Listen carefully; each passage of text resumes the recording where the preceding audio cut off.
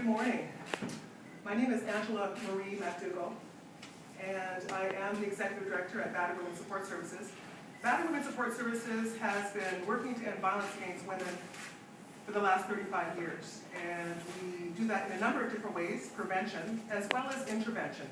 We're responding to over 10,000 requests for services currently.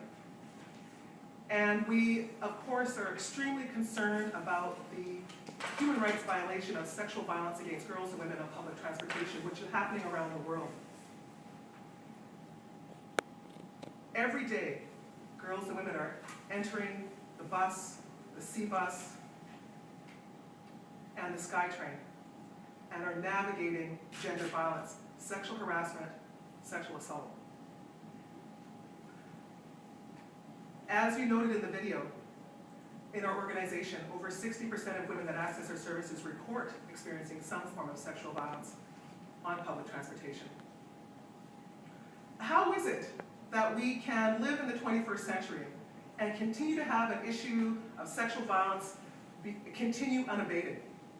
It is so deeply and profoundly connected to our human experience, rooted in the very shaping of our gender relationships.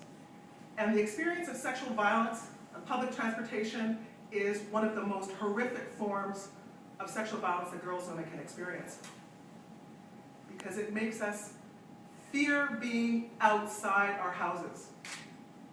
It makes the public environment unsafe, which curtails our access to resources, to a sense of safety and security within our communities. When we want to simply go to work, go to school, take care of our families, get our groceries, live our lives, and that we are navigating sexual violence every day in a major way on public transportation.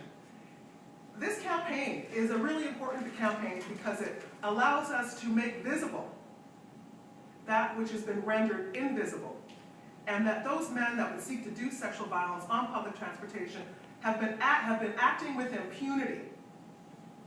That we have a culture within public transportation where this continues unabated. And it has to stop. This campaign is one aspect of a very important piece of work that we all have to do as a community. This campaign is only one attempt at addressing a long-standing, pervasive, endemic aspect of women's realities. As early as last week, we received another report of a woman who experienced sexual violence on public transportation while returning home from work. We cannot even begin to measure in a way to understand to the extent to which this affects women's lives. The level of fear, the impact of dealing with this pervasive issue.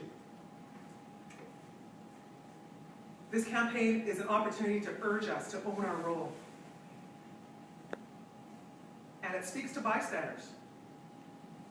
Every time that there is a sexual assault on public transportation, there are witnesses. And the witnesses remain silent. This is an opportunity for bystanders to speak and to make visible and to create safety on public transportation.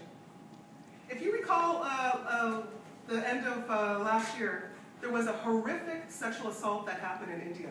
It was widely reported. People were horrified at the young women and men that experienced the violence, and the young woman died. And her assault happened on public transportation. It happened on a bus.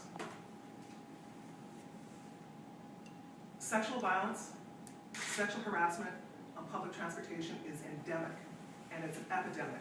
And this campaign is an opportunity for us to change that.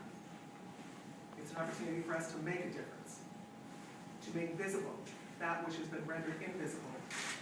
And for those girls and women that have experienced sexual assault, sexual harassment on public transportation, there is help. There are organizations that are available to offer support, information, counseling, crisis support, accompaniment, and to assist with making reports if that is desired.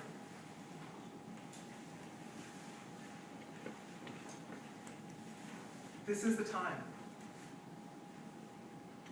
stop sexual harassment, to stop sexual assault on public transportation in Metro Vancouver.